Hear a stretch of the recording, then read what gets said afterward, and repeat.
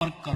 પોતાની ગાડીઓ માથે હુમલા થતા હોય, પોતાની માથે હુમલા થતા હોય તો એ જીવના જોખમે ગાયો બચાવે છે। આ ભાઈએ મને હમણાં એક ચિઠ્ઠી આપી છે, દરબારના દીકરા છે, કે બેન મુસ્લિમ હોવા છતાં તમે આ ગાયોને બચાવો છો, એ અમારા માટે એક હિન્દુ સંગઠન માટે જે ન કરી શકે એ તમે કરો છો, પણ હું એટલા માટે જ કરું છું કે આ જેટલા હિન્દુ સંગઠન છે ને એ બધામાં જાગૃતિ આવે। તમે કંઈ ન કરી શકો ને તો કાંઈ નહીં, તલવાર તમારામાં ફેરવવાની તેવડ ન હોય તો કાંઈ નહીં, પણ આંગળી ચીંધી દેજો। ક્યાંય ગાય કતલખાને અહીંથી નીકળવાની છે ને અહીં જાય છે એટલા મેસેજ આપી દેજો ને, તો આ બહાદુર ઘણા બધા છે, જેમ ગભરુભાઈની અહીંયા યાદી કરીને એવી રીતે ગાય માતા માટે પ્રાણ દેવા વાળા પડ્યા સાહેબ। આ જ્યારે બનાવ બન્યો ને ત્યારે એ ભાઈને મેં એવું કીધું હતું કે આવું ના કરાય, આપણે મરવાનું નથી, આપણે તો મારવાના છે। જેટલા ગાયોની કતલો કરે છે ને એને ખુલ્લેઆમ વધેરવાના છે, આપણે ના મરાય, અને આપણે મરી જાવું તો ગાયોને બચાવશે કોણ?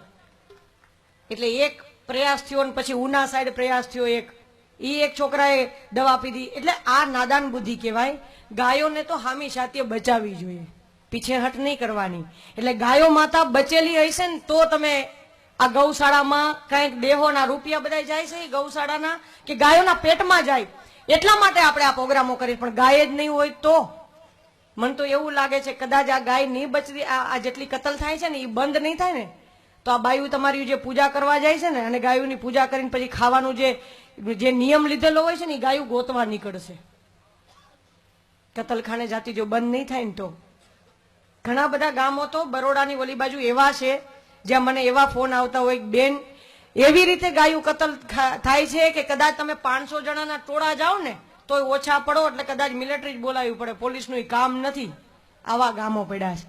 પણ હું એવું માનું છું કે ગાયને કતલ કરવા વાળાની સંખ્યા ઓછી છે આ ગુજરાતની અંદર નહીં, આ દેશની અંદર, અને ગાયને માં કહેવા વાળાની સંખ્યા વધારે છે, પણ તમારું સંગઠન નથી ને એટલે કતલ કરવા વાળા ફાવી જાય છે।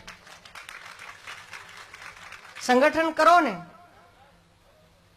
તો કદાચ હું માનું છું ત્યાં સુધી આ કતલખાના ઓટોમેટિક બંધ થઈ જાય।